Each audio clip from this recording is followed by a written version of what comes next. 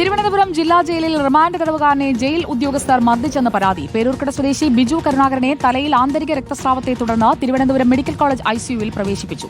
എന്നാൽ ജയിൽ അധികൃതർ ആരോപണം തള്ളി. തിരുവനന്തപുരം പേരൂർക്കട മാനസികാരോഗ്യ കേന്ദ്രത്തിലെ ജീവനക്കാരനായ ബിജു കരുണാകരനെ സഹപ്രവർത്തകയെ ആക്രമിച്ചെന്ന കേസിലാണ് വെള്ളിയാഴ്ച ജില്ലാ കോടതി 14 ദിവസത്തേക്ക് റിമാൻഡ് ചെയ്തത്.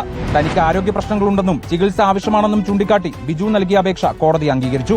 ജയിലിലെത്തിയ പ്രതിയെ ജനറൽ ആശുപത്രിയിലും അവിടെ നിന്ന് തൈക്കാട് ആശുപത്രിയിലും പ്രവേശിപ്പിച്ചു. തൈക്കാട് ആശുപത്രിയിൽ നടത്തിയ പരിശോധനയിലാണ് പ്രതിക്ക് തലയിൽ ആന്തരിക രക്തസ്രാവമുണ്ടെന്ന് കണ്ടെത്തിയത്.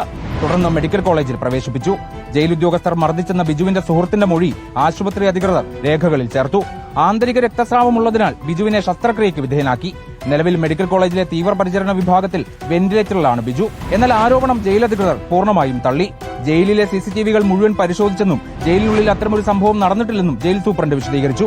വെള്ളിയാഴ്ച രാത്രി 9:15 ജയിലിലെത്തിയ ബിജുവിനെ 9:30 ആശുപത്രിയിൽ കൊണ്ടുപോയെന്നും അധികൃതർ പറയുന്നു. സഹപ്രവർത്തകയെ ആക്രമിച്ച കേസിൽ ഒളിവിൽ പോയ പ്രതിക്ക് ആ സമയം മർദ്ദനമേറ്റതാകാനുള്ള സാധ്യതയുണ്ടെന്നാണ് ഉദ്യോഗസ്ഥരുടെ വിശദീകരണം. രക്തസമ്മർദ്ദം കൂടിയും തലയിൽ ആന്തരിക രക്തസ്രാവം ഉണ്ടാകാനുള്ള സാധ്യതയുണ്ടെന്നാണ് ആശുപത്രി അധികൃതർ പറയുന്നത്. ആരോപണം ഉയർന്നതോടെ കൂടുതൽ അന്വേഷണം നടത്താൻ ഒരുങ്ങുകയാണ് ജയിൽ വകുപ്പ്. റിപ്പോർട്ടർ, തിരുവനന്തപുരം.